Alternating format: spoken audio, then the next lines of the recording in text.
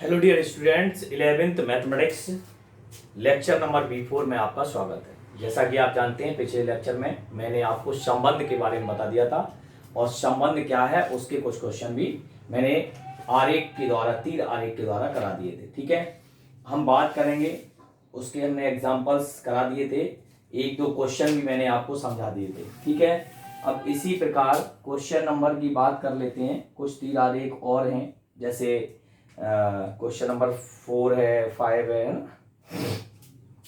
तो question number 4 की बात कर लेते हैं। चलिए, क्वेश्चन नंबर 4 क्या कह रहा है? आकृति P से Q, आकृति P से Q। तो एक आकृति है P, एक आकृति है Q। आकृति P से Q में क्या कह रहा है? P से Q ये एक रिलेशन दिखा रहा है, R 5 6 7 3 4 5, ये और ये इस तरीके से दिखा रहा है। और वो कह रहा है कि संबंध को दर्शाती है समुच्च निर्माण रूप। क्या दिखाना है? फर्स्ट में दिखाना है समुच्च निर्माण रूप। आप देखो, x का प्रत्येक अवयव y के अवयव से 2 बड़ा है, यानी कि y जो है वो x - 2 है, ये कह सकते हैं। तो यहाँ पे क्या लिखेंगे? ध्यान से देखेंगे, r is x, y is equal to x - 2, y is equal to x - 2 और x का मान 5 से बड़ा और 7 के बराबर और x, y belongs to capital N। ठीक है, ये हम इसको लिख सकते हैं। और सेकंड में कह रहा है संबंध को रोस्टर रूप में लिखिए। किस रूप में? रोस्टर रूप में। तो रोस्टर रूप में तो आपको पता ही है, r इक्वल टू क्या हो जाएगा? 5 3 6 4 और 7 5, ये आपका रोस्टर रूप हो। और क्या पूछा गया है? और कुछ पूछा गया? हाँ, r का प्रांत और परिसर। r का प्रांत क्या हो जाएगा? 5 6 और 7, एक ही अवयव। और r का परिसर हो जाएगा, आपका 3 4 और 5। ठीक है, अच्छा ये मैं आपको थोड़ा समझा दूं। x, y is equal to x - 2। जो y है वो x में से 2 कम है। देखो, 6 में से 4 गई 2, 7 में से 5 गई, है ना, 7 में से 2 गई 5, इस तरीके से। और x का मान कहाँ से? 5 से बड़ा और 7 से छोटा, x y belongs to capital.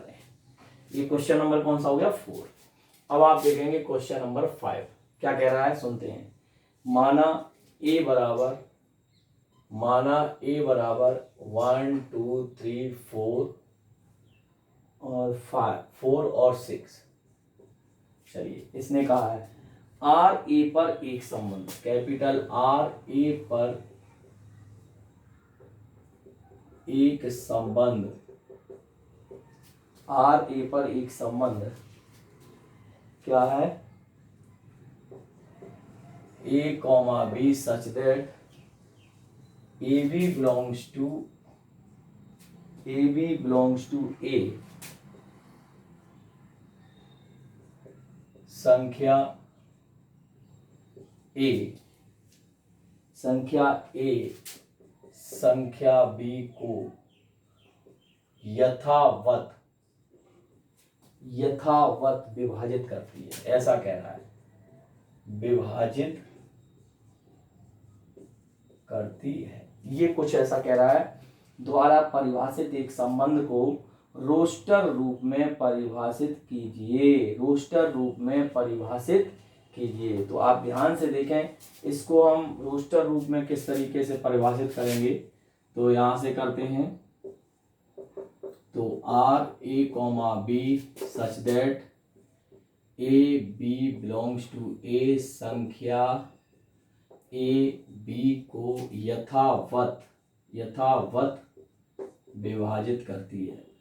ठीक है, कोई दिक्कत नहीं, विभाजित करती है। और ए बराबर दिया गया है 1 2 3 4 5 6। तो रोस्टर रूप में, किस रूप में, रोस्टर रूप में उत्तर देना है। तो देखो ए बी को करेगा तो ए ये है, तो 1 1 1 2 1 3 1 4 1 5, 1 5 नहीं है 1 6, ठीक है। फिर 2 2 को करेगा, 2 4 को करेगा, 2 6 को करेगा, फिर 3 6 को करेगा, है ना, और 3 6 को करेगा और 6 6 को करेगा। ऐसा आना चाहिए मेरे हिसाब से। 2 2 2 4 2 6 3 3 3 6 3 3 और आएगा। वेरी गुड, बिल्कुल बिल्कुल 3 3 भी तो आएगा, सही बात है। 3 3 आएगा और 3 6 आएगा और 4 4 भी आएगा। 4 4 को यथावत करेगा, बिल्कुल 2 2 को कर रहा है, 4 4 को, और 6 3 6 को, और 6 6 को, ये आना चाहिए, ठीक है। तो ये आपका, अब इसमें फर्स्ट आर का प्रांत। भाई यथावत का मतलब क्या हुआ, जैसे 1 1 को करेगा स्वयं को, 1 2 को भी करेगा, 1 3 को, 1 4 को, 1 5 को, 1 6 को कर दिया। 1 5 नहीं है इसमें, बस इतना ही है, तो यहाँ पे कर दिया। फिर 2 2 को भी करेगा, 2 4 को भी करेगा, 2 6 को भी करेगा, फिर 3 3 को भी करेगा और 3 6 को भी करेगा, ये दोनों ही आएंगे। फिर 4 4 को करेगा और 6 6 को करेगा, ठीक है। तो आर का प्रांत क्या हो गया, 1 2 3 4 और 6, ठीक है। आर का परिसर, आर का परिसर, आर का परिसर क्या हो जाएगा भैया, परिसर हो जाएगा 1 2 3 4 और 6, यही रहना चाहिए। आर का प्रांत और परिसर सेम आएंगे, ठीक है। ये दोनों क्वेश्चन इस टाइप से हो जाएंगे। अगला क्वेश्चन है 6वां, इसको आप नोट डाउन कर लें जब तक, फिर मैं आगे चलूंगा।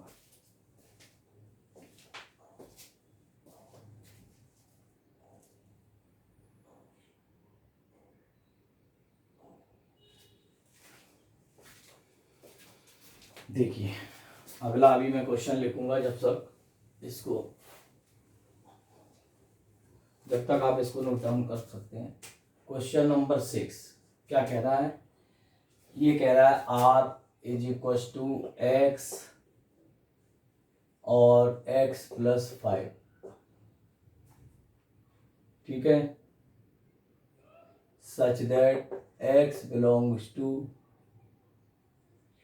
0 1 2 3 और 4 5 द्वारा परिभाषित संबंध के प्रांत और परिसर ज्ञात कीजिए। तो निश्चित तौर पर पहले तो संबंध r निकालो।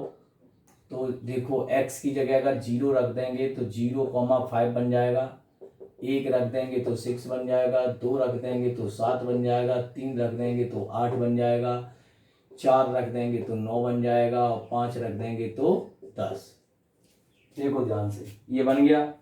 तो आर का प्रांत क्या हो गया, आर का प्रांत हो गया 0 1 2 3 4 5, 0 1 2 3 4 5। आर का परिसर क्या हो जाएगा, 5 6 7 8 9 और 10, ये इसका परिसर। और कुछ पूछा गया है, बस यही पूछा, 5 6 7 8 9, ठीक है। इसके बाद क्वेश्चन नंबर 7 भी बता देता हूं, चलो। ये कह रहा है संबंध आर जो है वो ऐसा लिखा हुआ x³ सच दैट x संख्या 10 से कम एक अभाज्य संख्या है, एक अभाज्य संख्या है 10 से कम, ठीक है। तो x बिलोंग्स टू क्या दे रखा है, 2 3 5 और 7, 10 से कम एक अभाज्य संख्या तो यही होंगी 2 3 5 7। तो संबंध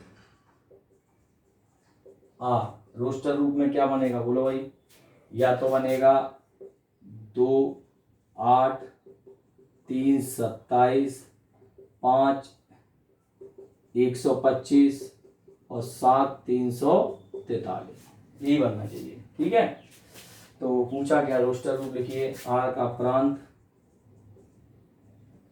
प्रांत की बात कर लेते हैं तो प्रांत हो गया 2 3 5 7। आर का परिसर, आर का परिसर ये हो जाएगा 8 27 125 और 343, इस तरीके से ये बन जाएगा। ठीक है, अच्छा इसके बाद में एक क्वेश्चन वही दिया गया है 8वां, वही संबंध में संबंधों की संख्या पूछा गया है, और क्या है, कुछ नहीं है।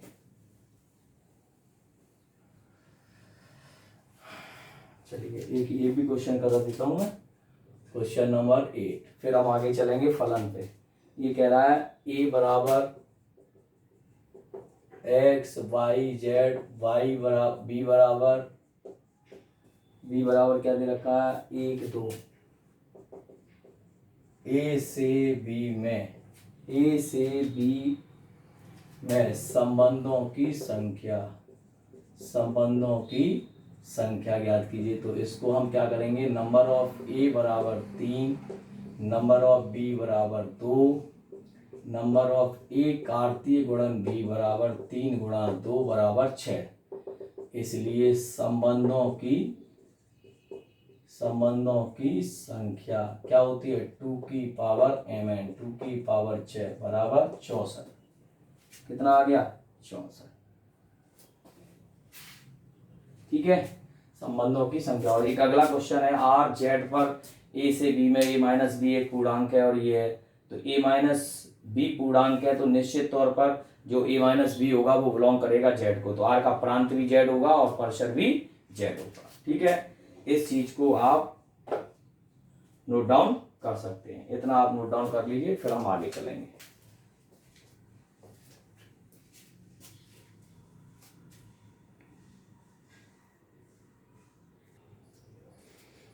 देखिए बच्चों, एक और टॉपिक है, शानदार टॉपिक है जिसका नाम है फंक्शन।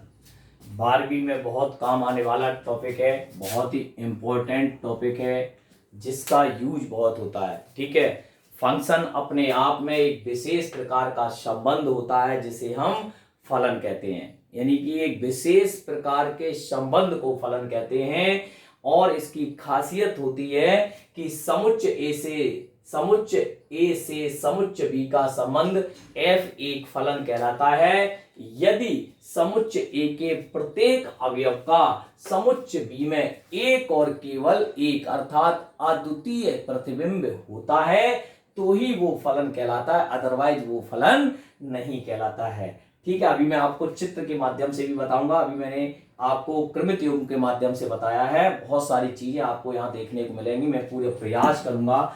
तो ए से बी में एक फलन को प्रतीकात्मक रूप में, इन्होंने प्रतीकात्मक रूप में समझाया। प्रतीकात्मक रूप में कैसे लिखते हैं, f such that a tends to b। क्या पढ़ते हैं, f such that a tends to b, मतलब फंक्शन को लिखने के लिए हम इस तरीके का प्रयोग करते हैं। हो सकता है कि अगर फंक्शन x से y में हो तो f such that x tends to y पढ़ेंगे, जो भी लिखा हो y tends to x पढ़ेंगे, अर्थात प्रतीकात्मक रूप में इस तरह लिखते हैं। नोट, जब फलन को क्रमित युग्म के रूप में लिखा जाए, जब फलन को क्रमित युग्म के रूप में लिखा जाए तो f बराबर ए बी बराबर f ऑफ a पढ़ते हैं, अर्थात a बिलोंग्स टू a और b बिलोंग्स टू b, ये लिखने का क्रमित युग्म में तरीका है। फलन को f फलन होगा यदि, ये बहुत इंपॉर्टेंट नोटिस है, इसको आप नोट डाउन हमेशा करते रहना ध्यान से, किन्हीं दो क्रमित युग्मों का प्रथम अवयव, यदि उनके प्रथम अवयव समान हैं तो वो फलन नहीं होगा। उसमें लिखा समान नहीं होना चाहिए, प्रथम अवयव समान नहीं होना चाहिए, ये बहुत अति आवश्यक बात है। और सेकंड में लिखा ए का प्रत्येक अवयव किसी न किसी क्रमित युग्म का प्रथम अवयव अवश्य ही होना चाहिए, अदरवाइज वो फलन नहीं हो सकता है। अभी मैं चित्र के माध्यम से भी बताऊंगा, आपको पूरा प्रयास करूंगा समझाने का, क्योंकि फलन अगर समझ में आ गया तो इसके बहुत सारे फंक्शंस के उदाहरण दूंगा।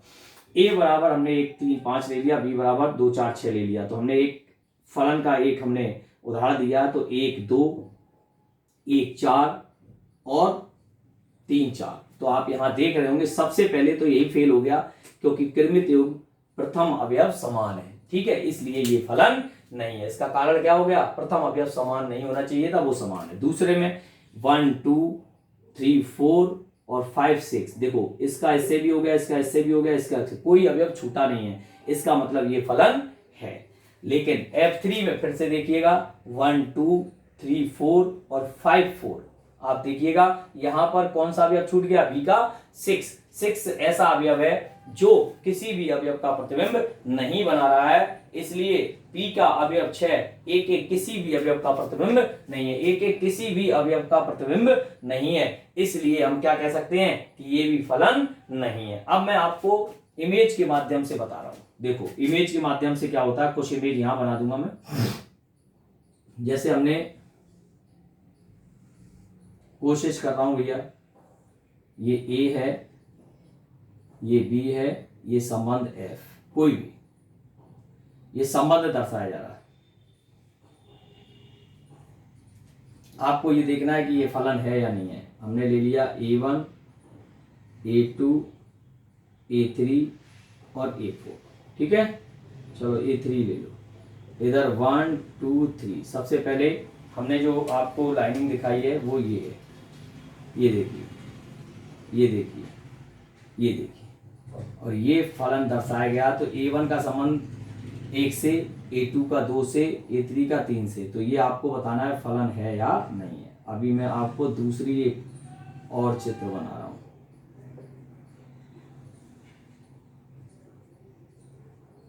A से B में, ठीक है। तो यहां पे देखिएगा 1 2 3 4, A B C D, 1 का D से, 3 का A से, 2 का B से और 4 का C से, ठीक है। ध्यान से देखते चलो। तीसरा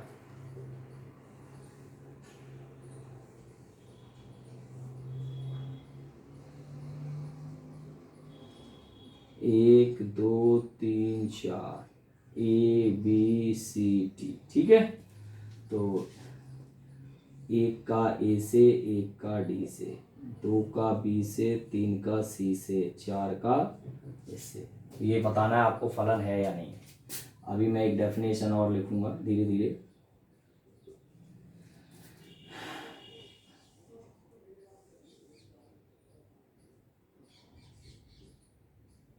A और B हमने लिख दिया A B C, 1 2 3 4, ठीक है। 1 का A से, B का भी 1 से, C का भी 1 से, ठीक है। तो ये फलन है या नहीं, ठीक है ना। ये आपको बताना फलन है या नहीं है, केवल ये बताना है। और फिफ्थ है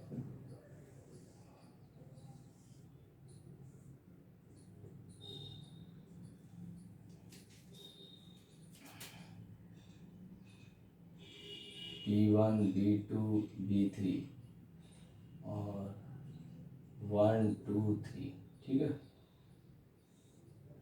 ये भी इससे रिलेटेड है और ये इससे रिलेटेड है, ठीक है। ये देखिए इस तरीके से। और 6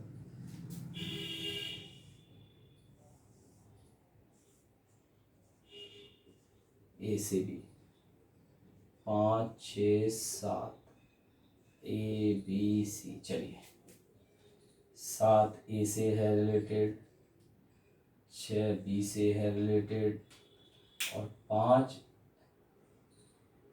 B से है रिलेटेड, ठीक है। तो अब आपको बताना ये फंक्शन है कि नहीं। हमने ये बहुत सारी इमेज बना दी है, ठीक है। अब आपको एक बहुत शानदार डेफिनेशन बताते हैं फलन की, जो आपको हमेशा याद रखनी है। ओरल बता रहा हूँ। समुच्चय, कोई फलन परिभाषित होता है, समुच्चय ए का प्रत्येक अवयव समुच्चय बी के एक और केवल एक अवयव से ही प्रतिबिंबित होना चाहिए।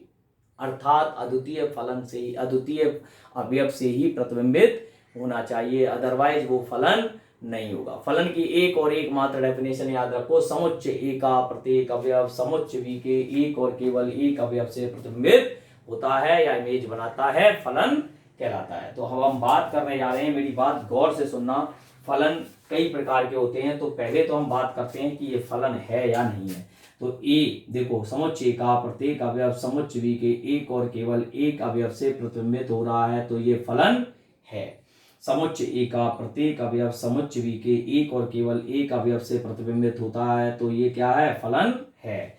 समुच्चय ए का प्रत्येक अवयव समुच्चय बी के एक और, समुच्चय ए का प्रत्येक अवयव समुच्चय बी के एक और केवल एक अवयव से।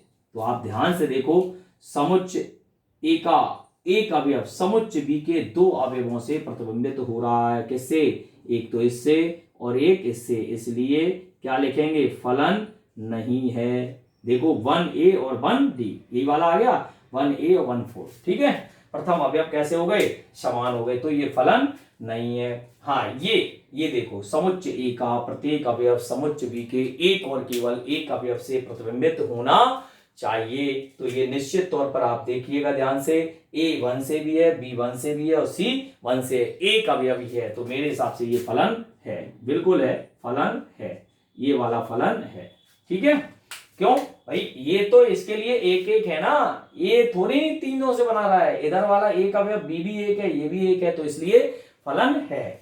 नेक्स्ट बात करते हैं ये, तो यहां पर देखिए, समुच्चय ए का प्रत्येक अवयव समुच्चय बी के मैंने बोला एवरी एलिमेंट ऑफ सेट ए, तो एवरी एलिमेंट में क्या छूट गया, ये छूट गया, ये कट हो गया, तो इसका मतलब ये फंक्शन नहीं है, फलन नहीं है। ए का कोई भी अवयव छूटना नहीं चाहिए, अगर छूटता है तो निश्चित तौर पर वो फंक्शन नहीं होगा।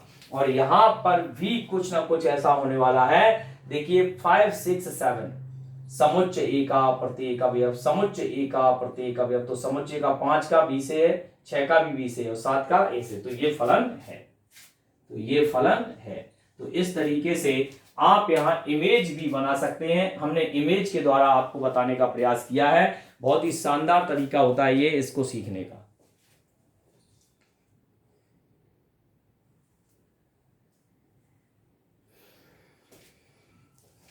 मेरी भाषा आप समझ गए होंगे, मैं क्या कहना चाहता हूं, समुच्चय ए का प्रत्येक अवयव समुच्चय बी के एक और केवल एक अवयव से प्रतिबिंबित होता है, फलन कहलाता है। समुच्चय, ये भी यही लिख रहा है, यदि समुच्चय के प्रत्येक अवयव का समुच्चय बी में एक और केवल एक प्रतिबिंब होता है, अर्थात अद्वितीय प्रतिबिंब होता है, तो इसे फलन कहते हैं। ए से बी में एक फलन को प्रतीकात्मक रूप से f such that it tends to b से निरूपित करते हैं, इसे ऐसे लिखते हैं, इक्वली दो करने को, ये सब चीजें हमने जो आपको बताई हैं ये सब फेयर वर्क है, ठीक है ना। इसके बाद आता है फलन का प्रांत और फलन का सहप्रांत और परिसर, जिस तरीके से संबंध का था उसी तरीके से इसका था, थ्योरी है ये थोड़ी सी। यदि ए से बी में कोई दो अधिक समुच्चय है तो ए से बी में फलन ए f such that it tends to b, तो समुच्चय ए को समुच्चय ए से बी में अगर परिभाषित है तो हम आपको थोड़ा सा फलन का प्रांत और इसकी बात कर लेते हैं। तो मैं ऊपर थोड़ा रफ कर रहा हूं, थोड़ा ध्यान से देखिएगा, यहीं से हम समझा देंगे जिससे बार बार लिखना नहीं पड़ेगा,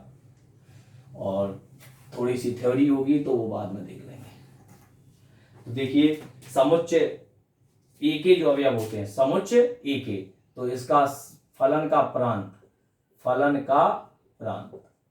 अगर हम फलन के प्रांत की बात करें तो ये जो होंगे a1 a2 और a3, ये क्या होंगे, फलन के प्रांत। और परिसर क्या होगा, ये देखिए, अगर जो फलन होंगे उन्हीं के तो निकालेंगे, 1 2 3, समुच्चय बी के जो अवयव होंगे वो फलन का परिसर कहलाएंगे। और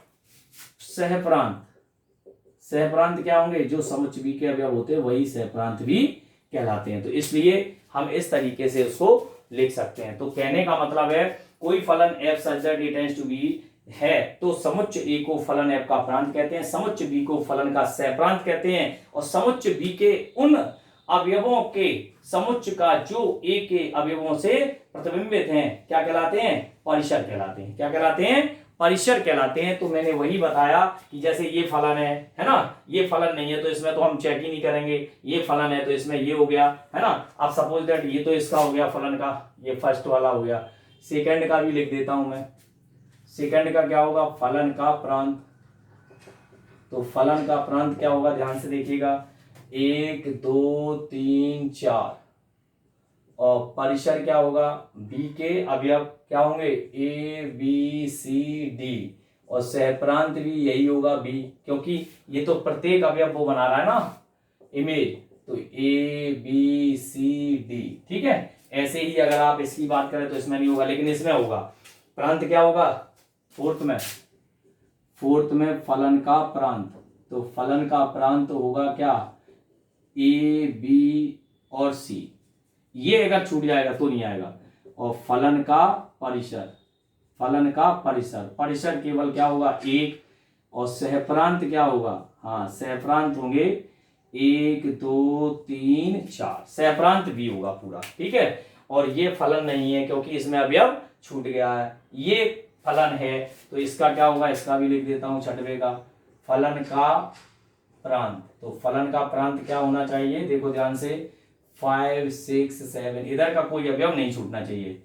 और परिसर क्या हो जाएंगे, ए कॉमा बी। और सहप्रांत, तो सहप्रांत होगा आपका ए बी और सी। इस तरीके से हम आपको बता रहे हैं कि ये आपका क्या हो गया, फलन का प्रांत, सहप्रांत और परिसर, ये तीनों चीजें आपकी कंप्लीट हो गई, ठीक है। अब आता है तत्समक फलन। बहुत सारे फंक्शंस हैं, इसके बारे में भी हम 1 2 बात कर लेते हैं, चर्चा कर लेते हैं, ठीक है ना। इसके बाद हम आगे चलेंगे, ठीक है।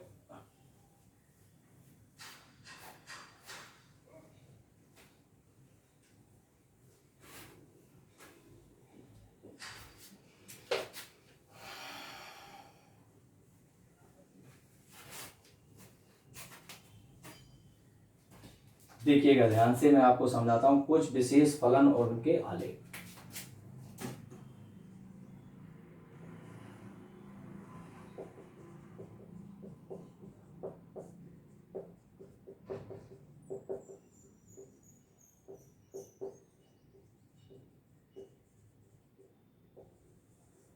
कुछ विशेष फलन और उनके आलेख, जैसे नंबर 1 तत्समक फलन।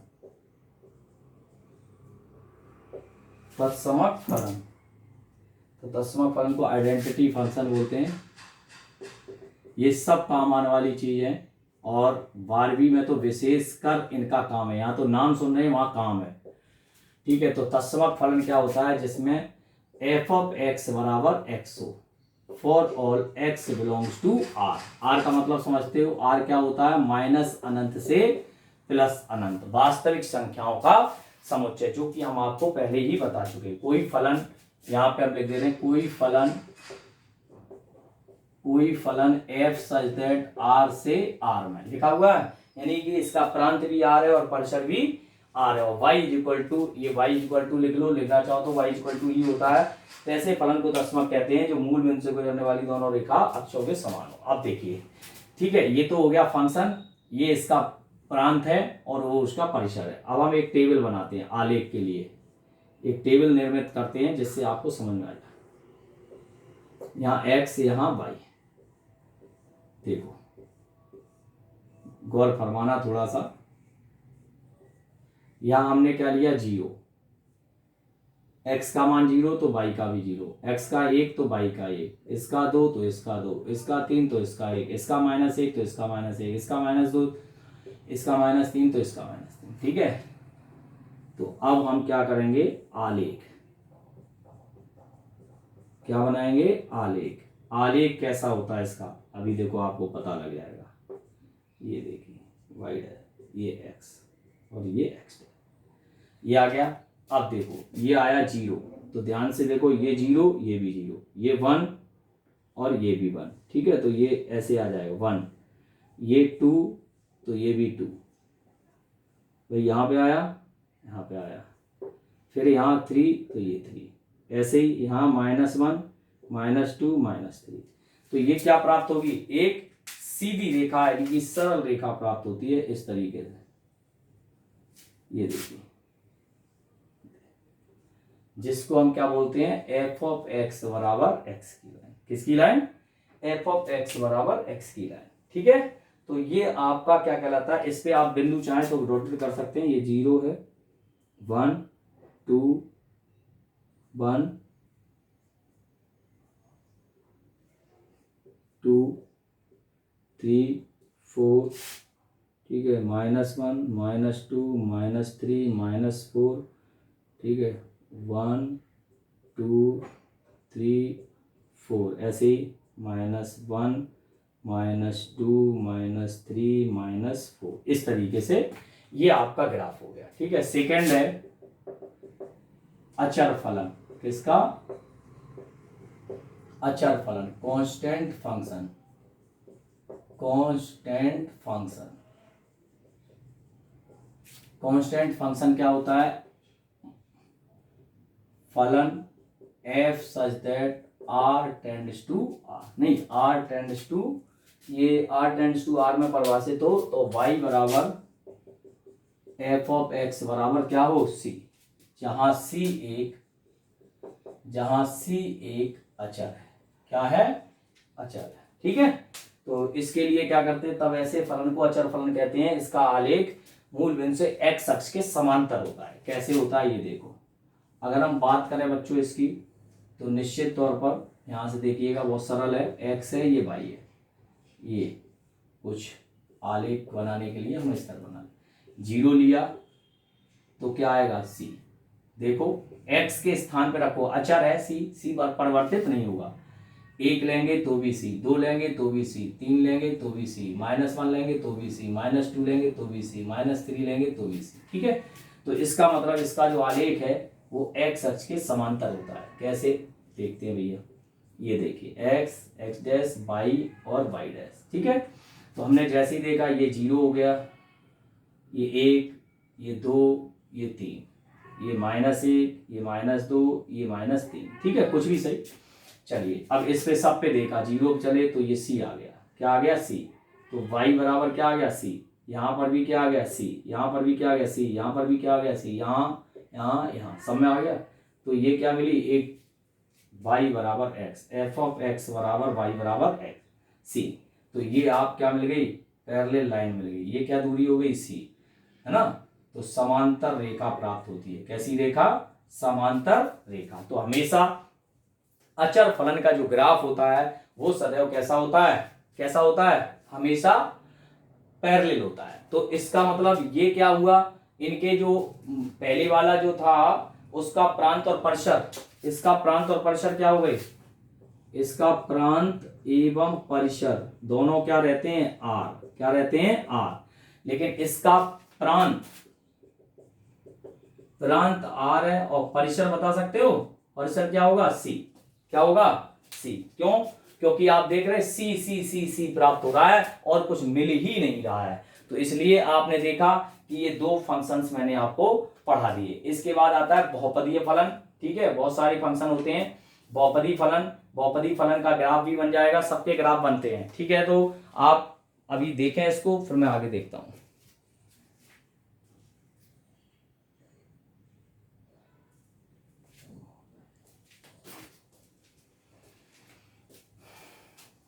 ठीक है, तो इन आज जो ग्राफ मैंने सिखाए हैं वो आज के लिए पर्याप्त हैं। कल मैं आपको बहुपदीय फलन, परिमेय फलन, मापांक फलन, ठीक है, और चिन्ह फलन, ठीक है, और महत्तम पूर्णांक फलन, इनके ग्राफ जो है, लघुगणकीय फलन, इनके ग्राफ भी मैं आपको कल सिखा दूंगा। ठीक है, उनके एक एक उदाहरण भी दे दूंगा जिससे आपको कुछ समझ में आ जाए। ठीक है, फिर इसके ज़्यादा सवाल है नहीं, लंबा चौड़ा एक्सरसाइज है नहीं है, चैप्टर है नहीं, तो कल आपको करा दूंगा। ठीक है भैया, आज के लिए इतना ही। Thank you so much.